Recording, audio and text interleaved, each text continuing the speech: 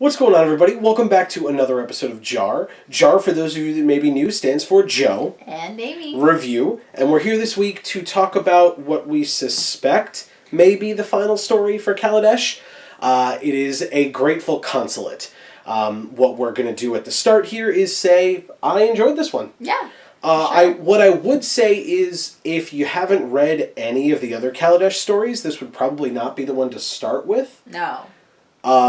Yes, because it's the last one, but the one that we just read last week, I feel like... You need to have background on the characters to read the story. Yeah, definitely. Period. Definitely. Because they make a lot of references that you wouldn't understand otherwise. Yeah. And whereas last week's you could have gotten by, this week, I will say, it's definitely worth your time reading it. It was actually relatively short. I think the shortest one in a few weeks at this point. Yeah, I feel like it's been a while. And in a good way, right? I mean, I think this story did everything that it needed to do. But so our quick review is definitely it's worth your time. If you have not done so yet, pause this video, go read it, and then come back here and join us again. Yeah. And then for those of you that are back or have already read it, welcome. This story was cool. It was told from Dovin Bond's perspective, which is cool. I didn't necessarily even anticipate that we would hear from hear this much more from Dovin. Right. I guess I have Arlen Cord goggles on, and so when they introduce a new Planeswalker, I figured they'd get one story where they were presented and that'd be about it, and that was the first story where we met Dovin, when he saw all of them on Ravnica, and I assumed that would be it, besides random mentions here and there, similarly to what they did with Rashmi, where they introduced Rashmi to us, and then there was just, every once in a while they were like, oh, Rashmi's here doing this, and that was kind of all we saw of her. But this one was an entire... She was a Planeswalker? Rashmi is not a Planeswalker. I didn't think so. So Saheeli Rai then. But, okay. But Saheeli Rai had some sections. She had a portion of the story with Rashmi in it. And then we saw her again in the last story. Yeah, but, a portion. I mean, she was a main character of it. There weren't a lot of characters in it, so it made it easy to, even though you're saying a lot of things and not necessarily spending a lot of time on Saheeli Rai, you're still actually saying a lot about Saheeli Rai, if that makes sense. Right. Well, and I mean, they left her... The last time we saw her was in the last story, meeting up with the Gatewatch and / Ajani, or combined with Ajani, which is fine. I mean, maybe that'll continue into Aether Revolt, the next set, if you weren't aware, I guess, if you're watching this video and you're not aware what the next set's coming out is. But, leading into Aether Revolt, maybe she'll play a bigger part and join him at the Gatewatch at some, in some capacity. I was thinking about this today. Saheeli Rai is all over the Kaladesh box art and stuff like that. You would think that it would be Chandra, because it's super Kaladesh-y. Maybe she's on the cover of Aether Revolt, but her card can't be in Aether Revolt because it was just in Kaladesh. So I don't know exactly how that's going to work. It'll be another cord thing. Yeah, but no, I would hope that Aether Revolt's Planeswalker prominently featured on the art would be Ajani. Okay. My guess, I think I've said this already, but my guess is that, and it's kind of been all the way through, is that Ajani and Tezzeret will be the two Planeswalkers in Aether Revolt. To me, that just makes sense. We don't need any of the other Gatewatch in there, and... Yeah, I mean, we've had the Gatewatch. Exactly, and... I assume that a new Gideon card will be in Amonkhet in some capacity, since that's supposed to be Gideon and Jace, and we just had Jace in Shadows over Innistrad, so I'm assuming this will be when Gideon comes around again, and then I guess, after that we'll probably get back to... No, Nissa was just in this one, so we'll see where it goes after that. But anyway, that was just kind of a quick aside. This story, I think, did a very good job of, while showing us Dovin Bond's perspective, which is a brand new thing for this story, it still did a very good job of closing Kaladesh and opening up Aether Revolt, in my opinion. I think that it showed you the plan of the Consulate. Right. You finally got to hear that. I mean... Yeah, and it's very important that be the last thing you hear right before Aether Revolt.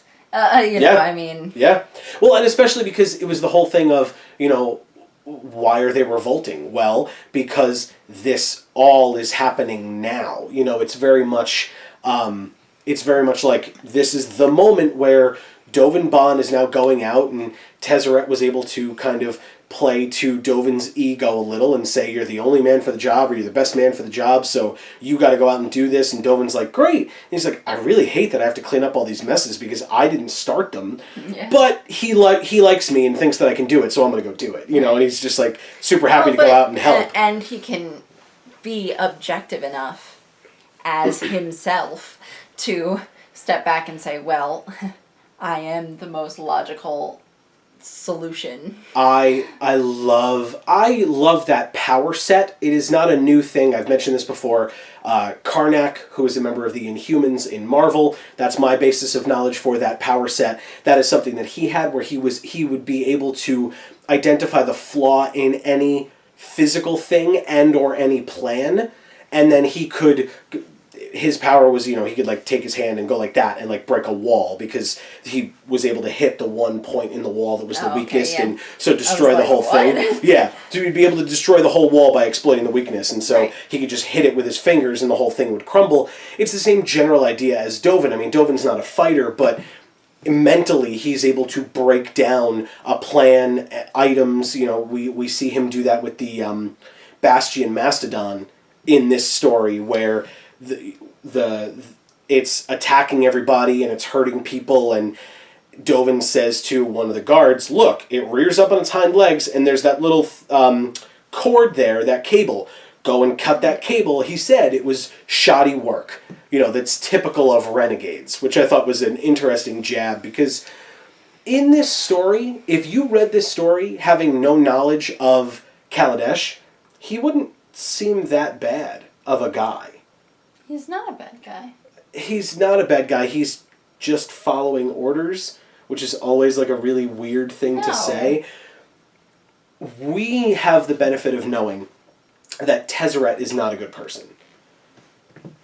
Dovin is following what Tezzeret says, and there's that knowledge. He trusts Tezzeret, and he has a reason to. Tezzeret has given him no reason not to. Right. Well, but there's that kind of, at least for me when I read it, there's just that ominous feel of like, what's Tezzeret planning? And especially since we find out that Tezzeret is now taking Rashmi's invention, the teleportation ring, and he is analyzing that himself, off in like a secret bunker, alone. Like, that seems real sketchy and real dangerous, especially because... Well, but there was also that line where Dovin realizes, hey, it's kind of weird that Tezzeret is so into this one machine and doesn't care about any of these other ones. Yes, but his response to that was, but he let me have all these other ones. How great is that? And played, I think, right into Tezzeret's hand of being like, this is great. No. Okay. Dovin Bond is super sexy and awesome. He was great. He was really, really good, and this type of humor was utilized, because this was a very funny story from what I could tell. I mean, like I said, it did a great job of setting up the future and closing the present story, but it was also funny. I mean, they did a great job of making Dovin's analysis and the vocabulary that he uses just so funny. It just worked so well, and it was really a good... I don't think it's funny necessarily. I think it's just him. It is just him, but it's used comedically, I think. Okay. It's just because it's so outside of the norm. There were times where I laughed, but I don't think it's necessarily for comedic purposes. I don't know. So much as for character development. Right. Well, and it is him. What I was going to say is the last time we saw something this highbrow was with Tammy. Yeah. On, Shadows over Innistrad when Jace met up with her. And I have to say, I think I may have mentioned in the other video where we talked about it, but maybe I didn't. When we saw Tammy last, which was in a Johnny's kind of flashback in his story, she didn't have that same finesse. I noticed that she was missing that. She was missing the grandiose vocabulary that was just...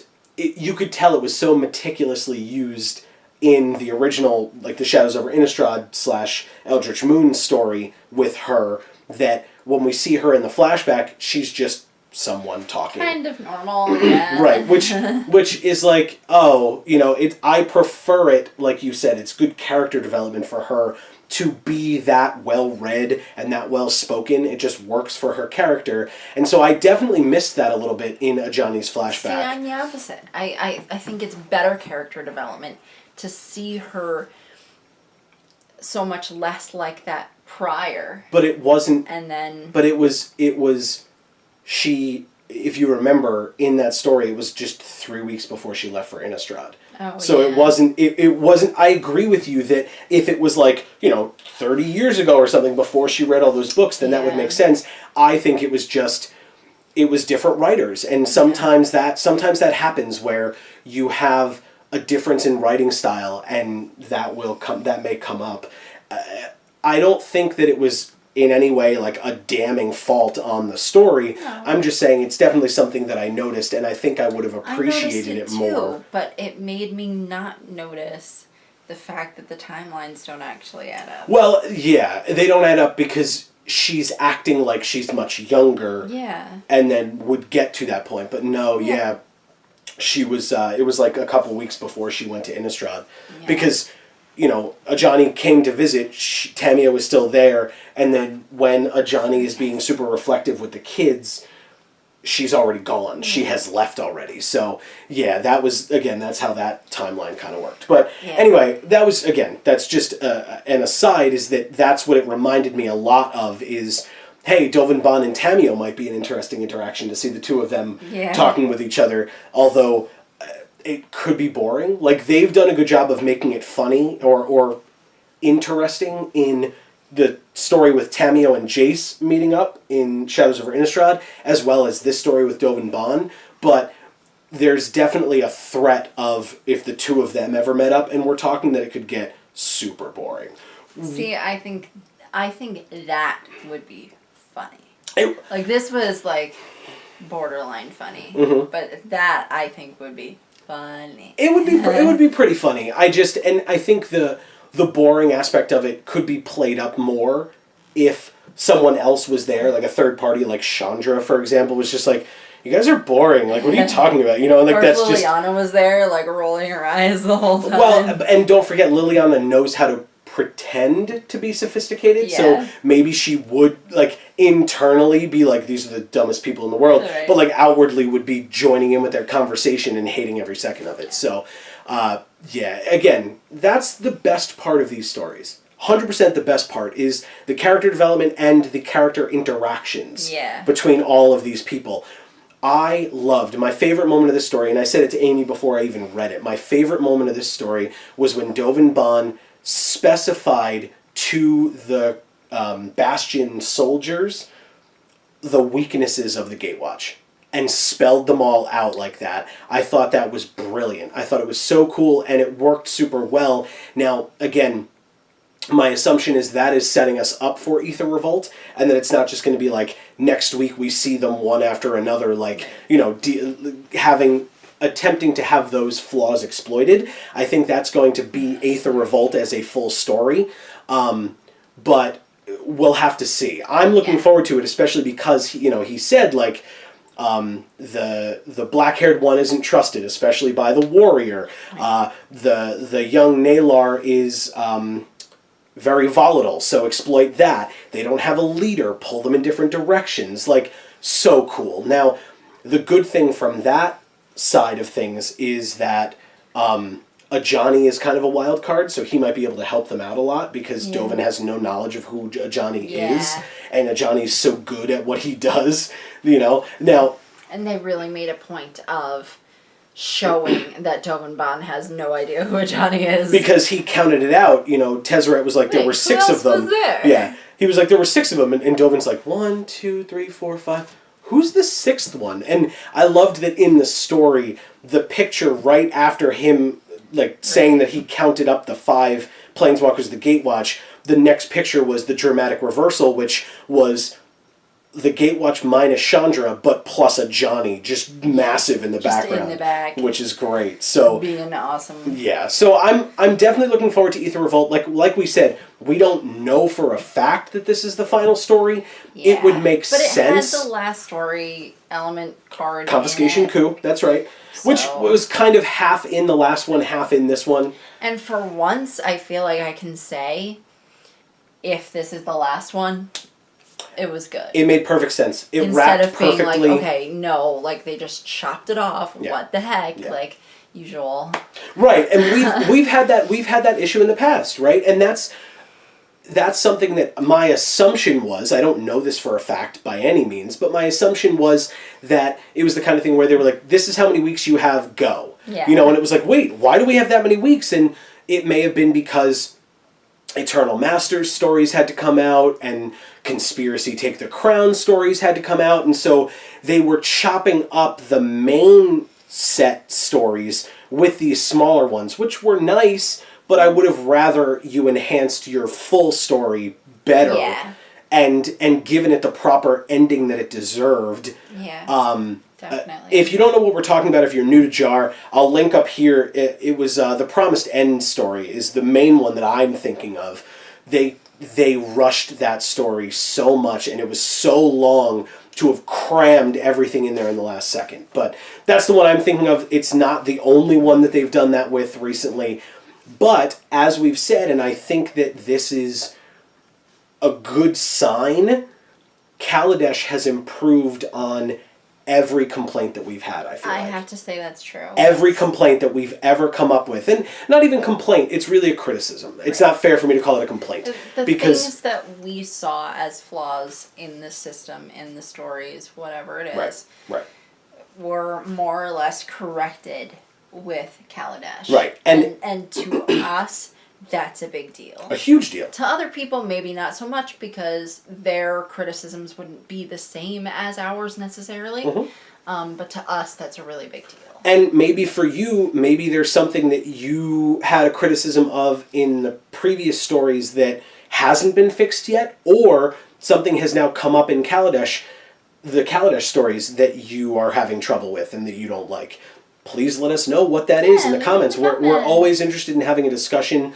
But yeah, as far as I'm concerned, as far as Amy's concerned, because she just said it as well, that it seems like a lot of those issues were tied up nicely. And that doesn't mean that more won't come up. I don't doubt that that will happen. That's not because I don't think that they're good. It's just that everyone's human, and, you know, as a problem comes up, as long as you deal with it, as long as you recognize it and fix it, I have no problems with that. It just makes sense that you would have some growing pains in a new method of storytelling that I think we said this in one of the earlier episodes, or at least I did, I think.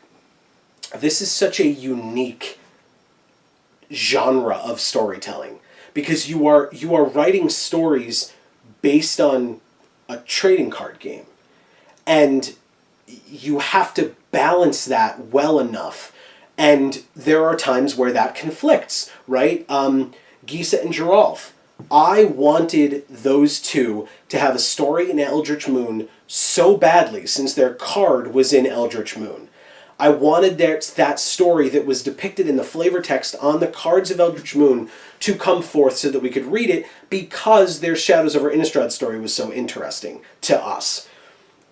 It didn't happen, and Mark Rosewater did a very good job of explaining why. And he was saying that Gisa and Geralf was a card because the readers loved it from the original Innistrad story. And so they did it as kind of fan service, or as a thank you to the fans for being so invested in the characters that were created post the making of the story. You know, the Gisa and Geralf were just kind of cards, you know, were mentioned in cards, and people were like, they sound awesome, when do we get to meet them? And the story team was like, we don't have them. So now you get to see them in a card, you know, that kind of thing. So that was really cool, and they're working their way through these things.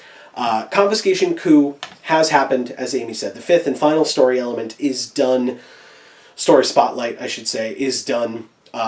Like I said, I believe we're going into Aether Revolt. Not Aether. Ether Revolt. And I don't, as we said last week, we don't know whether that's just going to immediately start, whether there's going to be some kind of supplemental stuff in between, whether they're going to be taking a break for the holiday season, which, to be fair, is still relatively far away from right now. Yeah. So who knows? We will be back for JaR no matter what, because as we said, if we have to, I am more than willing to go back and read an old story and just do like a kind of a flashback thing, because we have not read all the stories that are online and reviewed them for JaR. So we will definitely be back next week for another JaR. Let us know what you thought of this story in the comments down below. Let us know what you thought of this video, of our opinions, of previous ones, whatever you want. That's what the comments are for. You can also let us know on Facebook and Twitter. The links to our Facebook and Twitter are in the description down below. Show off your... Hashtag Vorthos Pride, guys. As always, please do that. We appreciate it. Yes, greatly. This story, I will close by saying, this story was written by James Wyatt. If you missed it, I'm going to link something up here. You guys can go and click and watch that. We made a video very recently on this channel where we talked about James Wyatt. We talked about Kimberly Krynas, both members of the Magic Story team, the Wizards of the Coast team in general, thanking them for their Magic the Gathering Extra Life stream participation. There were many people that did it, but they were the two that we were discussing in that particular video. So like I said, now you can click the I, because the thing has already come up, but you can click the I, go check that out. Amy is not wearing the piece of jewelry so that we don't spoil it for you. You should go watch the video to see what it is. We open it on camera and we discuss how that comes about, and we thank them once again for that. And this, again, it was a great story. So, James Wyatt, thank you for a great story. Yes, and thank you. Of course, the whole Magic team, because I'm sure it was a group effort as well. Yeah. So, thank you to all of them. Thank you to all of you for watching this video, for all the support that you give us, have given us, will give us, whatever the case may be. From the Geek for All YouTube channel, guys, I've been Joe. And I'm Amy. And as we always say, in whichever video of ours you watch next, we will see you all next time. Thanks, everybody.